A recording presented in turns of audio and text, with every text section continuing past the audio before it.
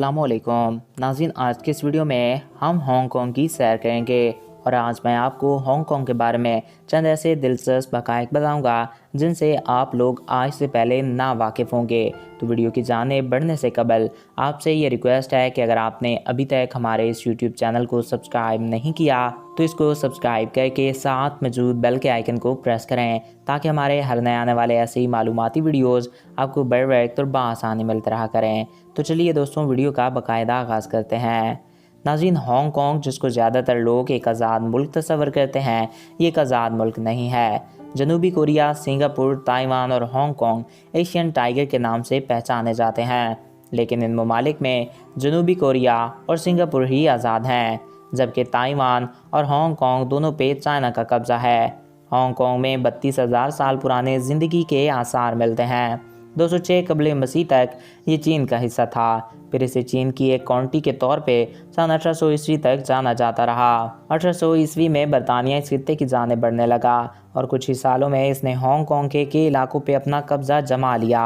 26 जनवरी 1841 में बरतानिया ने हांगकांग पे मुकम्मल कब्जा कर लिया और अपना झंडा लहरा दिया और फिर अगले 100 सालों तक इस ज़मीन पर बरतानिया का झंडा लहराता रहा।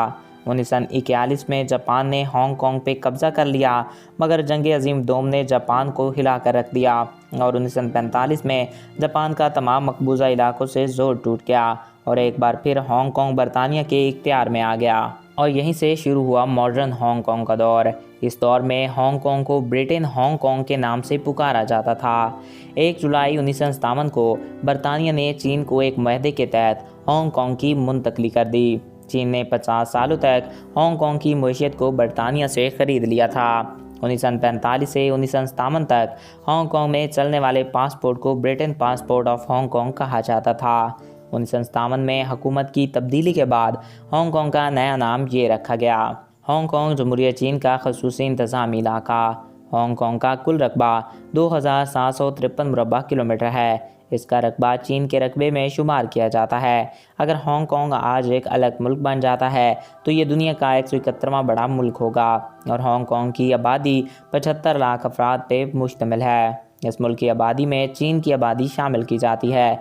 अगर आज़ादी मिल जाती है तो ये दुनिया का आबादी के लिहाज से 101वां बड़ा मुल्क होगा। हांगकांग की करेंसी और कानून चीन से अलग हैं। हांगकांग में चलने वाली करेंसी को हांगकांग डॉलर कहा जाता है, जबकि चाइना में युआन करेंसी चलती है। इस मुल्क का कालिंग कोड +852 है। ये मुल्क पाकिस्तान से तकरीबन 4514 किलोमीटर की दूरी पर वाक़या है और वक़्त के लिहाज से ये पाकिस्तान से 3 घंटे आगे है। बरतानवी दौर में विक्टोरिया शहर हांगकांग का दारुल हुकूमत था, मगर अब इसका कोई भी दारुल हुकूमत नहीं। इस मुल्क में बुद्ध मत, हिंदूज़्म, सिख और मुस्लिम और क्रिश्चियन आबाद हैं। यहाँ का कोई भी सरकारी मज़हब नहीं। टेक्नोलॉजी के मामले में इस मुल्क ने कई मुल्कों को पीछे छोड़ दिया है। हांगकांग अपनी मसनूआत सबसे ज़्यादा चीन और अमेरिका को बेचता है। इस मुल्क में सबसे ज़्यादा कैंटेनी ज़बान बोली जाती है। ये चीनी ज़बान की एक नस्ल है जो कि हांगकांग की 98% आबादी इस्तेमाल करती है। इसके अलावा 5% इंग्लिश भी बोली जाती है।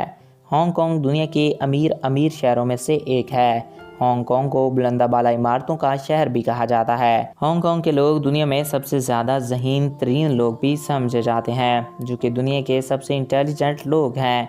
हांगकांग को देखने के लिए करोड़ों लोग इस मुल्क का सफ़र करते हैं और ये मुल्क सेहत के शोबे से काफ़ी कुछ कमाता भी है। ये मुल्क कुल 20,000 से मिलकर बना हुआ है। यहाँ इस मुल्क में डबल डक बस का बहुत ही ज़्यादा इस्तेमाल किया जाता है। इस मुल्क के लोग काफ़ी नूडल खाना पसंद करते हैं और नूडल इनकी रोज़मर्रा ग़िज़ाओं में से एक है। नाज़रीन, आपको जान के बहुत ज़्यादा हैरत हो सकती है कि इनका मानना है कि नूडल अगर बर्थडे के मौके पे खाया जाए तो यहाँ इनकी ज़िंदगी बढ़ती है। यहाँ पर ज़िंदगी हंसती खेलती नज़र आती है। हर शख्स काफ़ी खुश है, हर शख्स पैसे वाला है, किसी को किसी का डर नहीं। आज हांगकांग को दुनिया टेक्नोलॉजी की वजह से जाना जाती है। इस छोटे से शहर ने दुनिया के कई ममालिक को पीछे छोड़ दिया है और ये दुनिया के रिचेस्ट सिटीज़ में से भी एक है। तो नाज़रीन, ये थे हांगकांग के बारे में कुछ दिलचस्प हक़ाइक़। मैं उम्मीद करता हूँ आपको हमारा ये वीडियो पसंद आया होगा और आपकी मालूमात में इजाफ़ा हुआ होगा। अगर आपको हमारा ये वीडियो पसंद आया और आपकी मालूमात में इजाफ़ा हुआ है तो हमारे इस यूट्यूब चैनल को सब्सक्राइब करें और साथ मौजूद बेल के आइकन को प्रेस करें, ताकि हमारे हर नए आने वाले ऐसे ही मालूमाती वीडियोज़ आपको बड़े तो बआसानी मिलते रहा करें। एक नए वीडियो में फिर मिलेंगे। अपने प्यारों का ख्याल रखिएगा। मुझे दीजिए इजाज़त। Thanks for watching. अल्लाह हाफिज़।